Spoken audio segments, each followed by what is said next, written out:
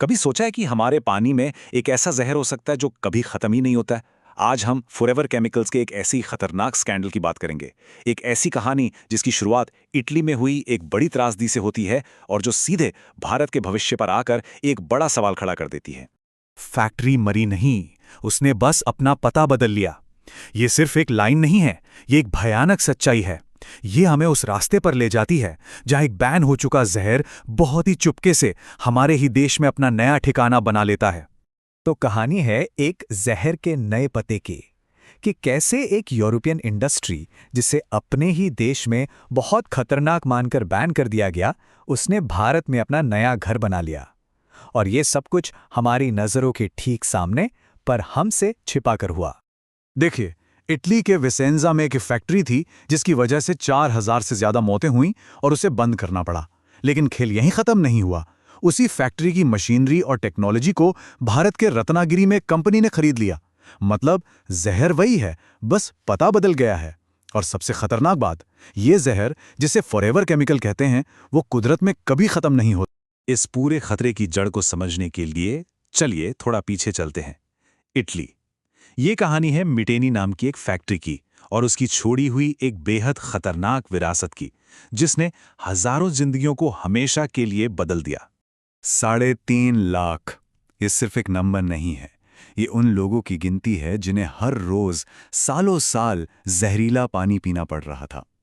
ये कोई industrial accident नहीं था, ये एक पूरी जनरेशन की हेल्थ पर सीधा सीधा हमला था। तो इटली में इसका अंजाम बहुत भयानक हुआ। दशकों तक जहरीला कचरा जमीन में जाता रहा और लोगों को कैंसर, इनफर्टिलिटी जैसी अनगिनत बीमारियां होने लगी। 4000 से ज्यादा मौतें, मतलब हजारों परिवार तबाह हो गए। आखिरकार कोर्ट ने सजा सुनाई, फैक्ट्री पर ताला लग गया। पर सवाल यह है, क्या यह कहानी वाकई इटली में खत्म हो गई?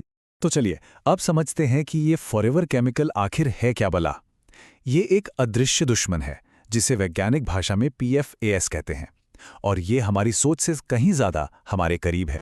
बेसिकली पीफास वो केमिकल्स हैं जो हमारे रोज के प्रोडक्ट्स को गर्मी, तेल और पानी से बचाते हैं। लेकिन इसका नाम फॉरएवर केमिकल क्यों पड़ा? क्योंकि इसका केमिकल बॉन्ड इतना ज्यादा मजबूत होता है कि ना तो प्रकृति इसे तोड़ पाती है और ना ही हमारा शरीर। मतलब एक बार ये सिस्टम में आ गया तो बस हमेशा के लिए रह गया। तो ये हैं कहाँ? अरे हर जगह। किचन में नॉनस्टिक पैन, उसमें हैं। फास्ट फूड रैपर्स, उसमें भी हैं। वाटरप्रूफ कपड़े, मेकअप, यहां तक कि आग बुझाने वाले फोम में भी। लिटरली हम इन केमिकल से घिरे हुए हैं और हमें पता तक नहीं। और इन रोजमर्रा की चीजों की एक बहुत बड़ी छुपी हुई कीमत है। रिसर्च इन केमिकल्स को सीधे सीधे किडनी और टेस्टिकुलर कैंसर से जोड़ती है। इनफर्टिलिटी, इम्यून सिस्टम का डैमेज, हार्मोन्स का बिगड़ जाना, ये एक साइलेंट किलर है जिसके नतीजे बहुत गंभीर हैं। ये खतरा अब सिर्फ इटली की कहानी नहीं है। ये भारत के दरवाजे पर दस्तक नहीं दे रहा, ये दरवाजा तोड़कर अंदर आ चुका है। ये भविष्य की कोई समस्या नहीं, ये अभी की, इस वक्त की हकीकत है।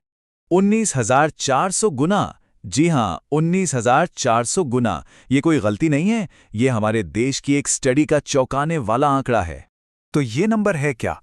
IIT मद्रास की एक स्टडी ने पाया कि चेन्नई के पानी में PFS का लेवल अमेरिका की सेफ्टी लिमिट से लगभग 20,000 गुना ज्यादा था।